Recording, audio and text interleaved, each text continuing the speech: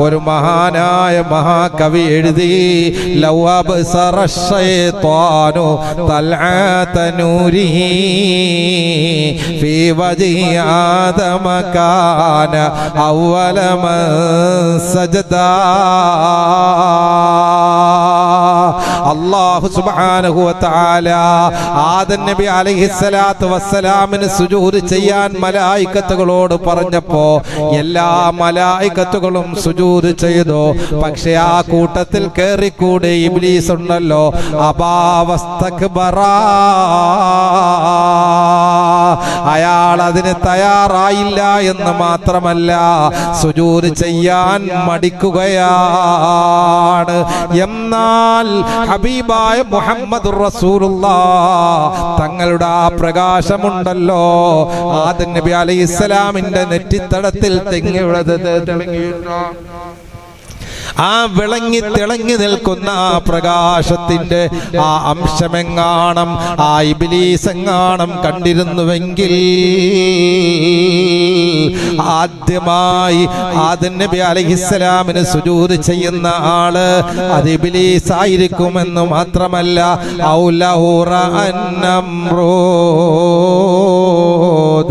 നൂറ ജമാലിഹി നൂറ ജമാലിഹി അബദൽ ജലീല മഅൽ ഖലീലി വലാ അനിദാ. മാത്രമല്ല ഇബ്രാഹിം നബി അലൈഹിസ്സലാത്തു വസ്സലാമിനെ തീക്കുണ്ടത്തിലേക്ക് വലിച്ചെറിയാൻ നമ്രൂദ് തയ്യാറായപ്പോ ആ ഇബ്രാഹിം നബി അലൈഹിസ്സലാത്തു വസ്സലാമിലുള്ള ഹബീബായ തങ്ങളുടെ ആ പ്രകാശം എങ്ങാനും നമ്രൂദ് കണ്ടിരുന്നുവെങ്കിൽ പിന്നെ അയാൾ തർക്കിക്കാനില്ല. ഇബ്രാഹിം നബി അലൈഹിസ്സലാത്തു വസ്സലാമിന്റെ ആ ഉന്നതമായ ആ പ്രവാചകത്വത്തെ അയാൾ അംഗീകരിക്കുമെന്ന് മാത്രമല്ല ഇബ്രാഹിം നബി അലൈഹിസ്സലാമിനോടൊപ്പം ചേർന്ന് അല്ലാഹുവിന് സുജൂദ് ചെയ്യാൻ, തർക്കമില്ലാതെ സുജൂദ് ചെയ്യാൻ നമ്രൂദ് തയ്യാറാകുമായിരുന്നു.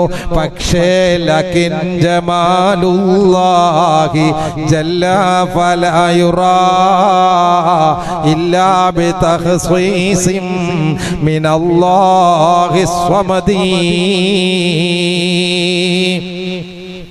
നിരാശ്രനായ അല്ലാഹു, സമദിയത്തായ അല്ലാഹു, ഒരാളെയും ആശ്രയിക്കേണ്ട ആവശ്യമില്ലാത്ത അല്ലാഹു അവൻ ഉദ്ദേശിച്ച ആളുകൾക്കല്ലാതെ അവന്റെ പ്രകാശം കാണാൻ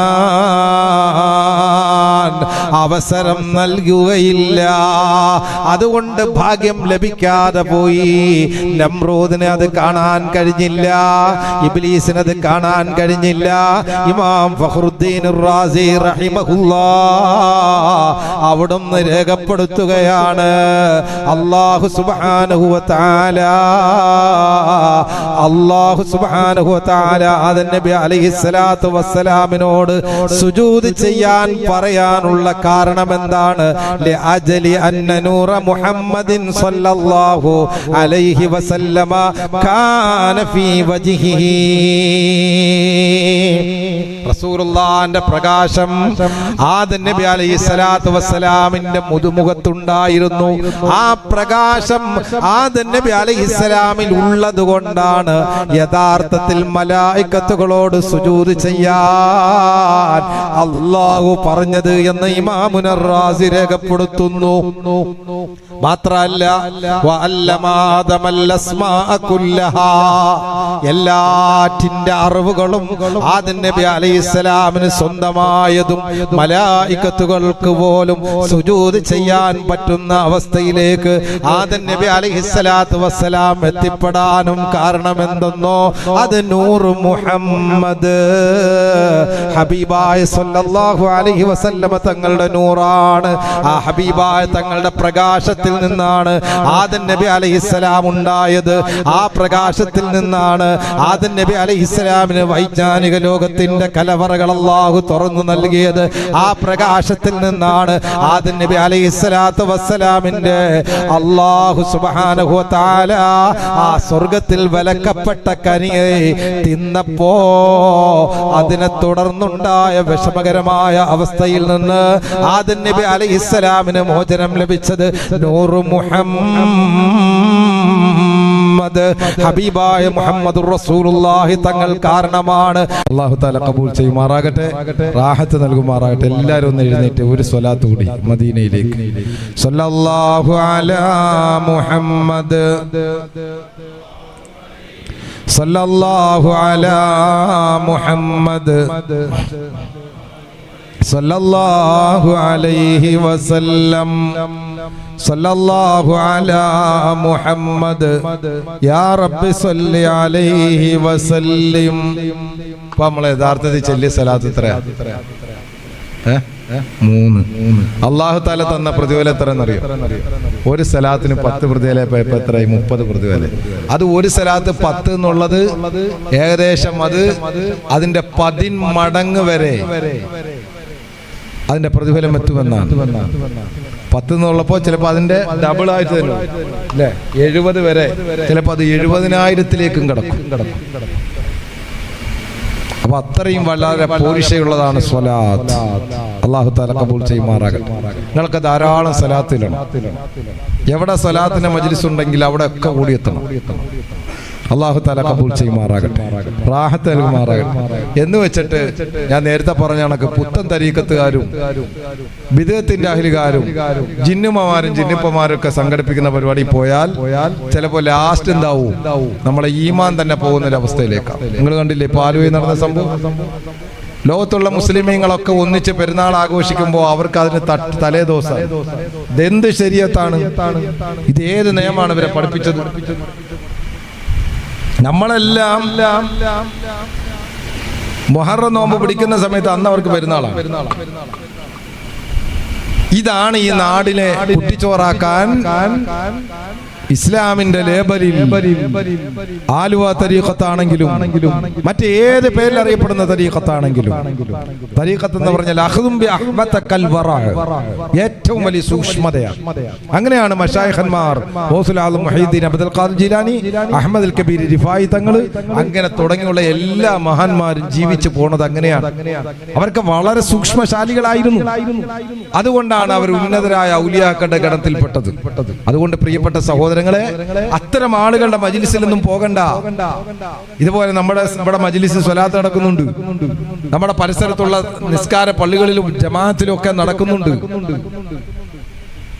അങ്ങനെയുള്ള അഹ്ലുസുന്നത്ത് വൽ ജമാഅത്തിന്റെ ആദർശ രംഗത്ത് മഹാന്മാരായ നമ്മളെ വഴികാട്ടികളായ ഉലമാക്കൾ കാണിച്ചു തന്ന ആ മാർഗത്തിൽ പോകുന്ന മജ്ലിസുകളാണ് നമ്മൾ പ്രധാനമായും കാണേണ്ടത്.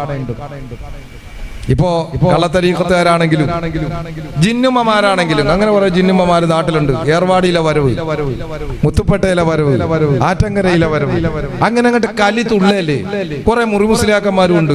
അവിടെ പോയിട്ട് റാത്തീബും കുത്തുബീത്തും നടത്തി കൊടുക്കാനും അവിടുത്തെ കാര്യങ്ങളിൽ മേധാവിത്വം നയിച്ച് അവസാനം അവിടുന്ന് കിട്ടുന്ന ചില്ലറയും പേടിച്ച് ഇവിടെ വന്നിട്ട് അതിന്റെ പ്രചാരകരായിട്ട്, ചുരുക്കി പറഞ്ഞാൽ സാധാരണക്കാരായ ആളുകളെ അപകടകരമായ അവസ്ഥയിലേക്ക് വഴി നടത്തുന്നതിൽ ചില മുസ്ലിയാക്കന്മാർക്കും പങ്കുണ്ട്.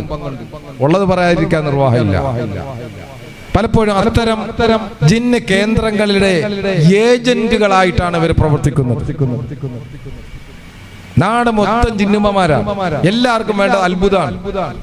അതുകൊണ്ട് അത്തരം അവസ്ഥകളിലൊന്നും പോകാതെ ഞാൻ നിങ്ങളോട് പറയാണ്, വിശുദ്ധമായ ഖുർആൻ, വനുനസ്സിലു മിനൽ ഖുർആനി മാ ഹുവ ശിഫാഉൻ വറഹ്മത്തുൽ ലിൽ മുഅ്മിനീൻ, മുഅ്മിനീങ്ങൾക്ക് ശിഫയാണ് വിശുദ്ധ ഖുർആൻ. സൂറത്തുൽ ബഖറ അതിലെ 102-ാമത്തെ ആയത്ത്, വത്തബൗമാ തത്ലുശ് ശയാത്വീൻ. നിങ്ങൾക്കൊക്കെ തടസ്സം മാറാൻ ഒരു കാര്യം കൂടെ പറഞ്ഞുതരാം, എഴുതി വെച്ചോളൂ. നിങ്ങൾക്ക് അത് ഉപയോഗിക്കാം, എല്ലാവർക്കും അത് ഉപയോഗിക്കാം. അതിന് പ്രത്യേക പൈസ ഒന്നും കൊടുക്കേണ്ട ആവശ്യമില്ല. എത്ര കൊടിയ സിഹറുകൾക്കും മഹാന്മാരായ മഹത്തുക്കൾ നൽകിയ ഇജാസത്ത് പ്രകാരം അത് നിങ്ങൾ ജീവിതത്തിൽ ദൈനംദിനം ഉപയോഗിക്കാം. ജോലിയിൽ എന്തെങ്കിലും തടസ്സം വന്നാൽ, കണ്ണേറോ കമ്പേറോ വന്നാൽ, സിഹിർ വന്നാൽ, മറ്റെന്തെങ്കിലുമൊക്കെ വിഷമങ്ങൾ വന്നാൽ നിങ്ങൾക്കത് ഉപയോഗിക്കാൻ പറ്റുന്ന തരത്തിൽ അനുഭവം വെച്ച് ഞാൻ പറയാണ്. വലിയ പാത്രം വെള്ളത്തിൽ സൂറത്തുൽ ബഖറ ഓതുക, 102-ാമത്തെ ആയത്ത്, വത്തബൗമാ തത്ലു ശയാത്വീന അലാ മുൽക്കി സുലൈമാന തുടങ്ങിയ ആയത്ത് 7 തവണ. ഫലഖ് നാസ് ഹബീബായ തങ്ങൾക്ക് സിഹർ ബാധിച്ചപ്പോ ജിബ്രീൽ അലൈഹിസ്സലാമും മീകായിൽ അലൈഹിസ്സലാമും കൂടി വന്ന് മന്ത്രിച്ചു കൊടുത്ത് ഏൽപ്പിച്ചു കൊടുത്ത വിശുദ്ധമായ ആ ഖുർആനിലെ സൂറത്തുൽ ഫലഖ്, സൂറത്തുൽ നാസ് 41 വീതം, സൂറത്തുൽ മുസമ്മിൽ 1, സൂറത്തുൽ ഫത്ഹ് 1, നാരിത്തു സ്വലാത്ത് 41. ഇത്രയും മന്ത്രിച്ച വെള്ളം മഗ്രിബിന് മന്ത്രിച്ചു വെക്കുക. എന്നിട്ട് സുബഹിയുടെ സമയത്ത് അവ്വൽ വഖത്തിന്, സുബഹിക്ക് മുമ്പ് എഴുന്നേറ്റ് കുളിക്കാൻ പറ്റുമെങ്കിൽ കുളിക്കുകയും ആ സുബഹി മുതൽ രാത്രി വരെ ഈ വെള്ളം തന്നെ കണ്ടിന്യൂ ചെയ്ത് ആവശ്യമുള്ളപ്പോഴൊക്കെ ഈ വെള്ളം കുടിക്കണം. എന്നിട്ട് വൈകുന്നേരം വീണ്ടും ഓതുക, പിറ്റേന്ന് സുബഹി മുതൽ രാത്രി വരെ. ഇങ്ങനെ 7 ദിവസം തുടർച്ചയായി ചെയ്യാം. നമ്മുടെ മുമ്പിൽ ഖുർആനുണ്ട്. അതേപോലെ ആയത്തുൽ കുർസി വളരെ ഫലവത്തായതാണ്. ആ ആയത്തുൽ കുർസിയുടെ ഫലം വളരെ വിശാലമാണ്. അത് ഏത് ബുദ്ധിമുട്ടുകൾക്കും വളരെ ഫലമാണ്. സാമ്പത്തിക അഭിവൃദ്ധിക്ക് ആയത്തുൽ കുർസി വളരെ ഫലമാണ്. ഇതൊക്കെ നമ്മുടെ മുമ്പിലുണ്ട്. പക്ഷെ അതൊന്നും നമുക്ക് സ്വീകരിക്കാൻ വയ്യ, നമുക്ക് ചെയ്യാൻ വയ്യ. ഉടനെ എവിടെയാണ് അത്ഭുതം പറയുന്നത് ജിന്നുമ ഉള്ളത് അങ്ങോട്ടാ പോവാ. എവിടെയാണ് കള്ളം വ്യാജൻ? ഇന്നലെ വരെ നിസ്കരിക്കാതെ നടന്നവൻ ഇന്നിങ്ങോട്ട് വന്നിട്ട് ഏർവാടിലെ വരവാന്ന് പറയുമ്പോ അതങ്ങോട്ട് കേട്ട് വിശ്വസിച്ച് അവന്റെ പിന്നാലെ കൂടുമ്പോ എത്ര വിഷമമാണ് ഈ സമുദായം പോണ പോക്ക്. അവസാനം എല്ലാം പോയി, ഉള്ള സമ്പാദ്യവും അവന് വേണ്ടി തീരെഴുതി കൊടുത്ത് അവസാനം കഷ്ടത്തിലും നഷ്ടത്തിലും ആകുമ്പോ പിന്നെ പിടുത്തം വിട്ടുപോകുന്ന സാഹചര്യം. അതിലേക്ക് നിങ്ങൾ പോകരുത്. വിശുദ്ധമായ ഖുർആൻ പാരായണം ചെയ്യുന്ന ഭവനങ്ങളിലും വിശുദ്ധമായ ഖുർആൻ പാരായണം ചെയ്യുന്ന ഖൽബുകളിലും ഇബ്ലീസിന് ഇടമുണ്ടാകൂല കേട്ടോ. അത് നാം മനസ്സിലാക്കണം. അല്ലാഹു തആല ഖബൂൽ ചെയ്യുമാറാകട്ടെ.